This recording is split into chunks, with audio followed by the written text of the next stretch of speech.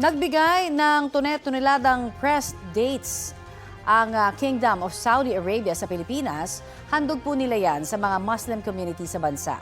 Balitang hatid ni Katrina Son.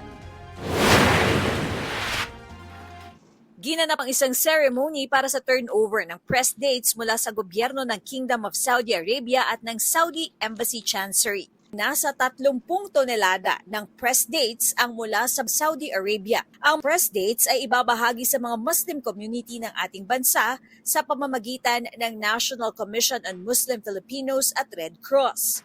This initiative reflects the kingdom enduring a push to extend goodwill and solidarity to brotherly and friendly nations.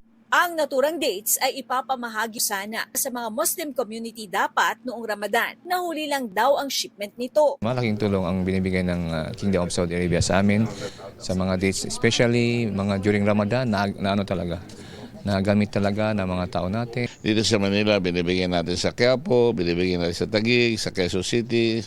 Marami tayong pinagbibigyan hanggang sa probinsya. Napakalaking bagay ito, lalo na sa panahon ng medyo hindi maganda. Kulang ang pambili natin, makakadagdag ito. Katrina Son, nagbabalita para sa GMA News.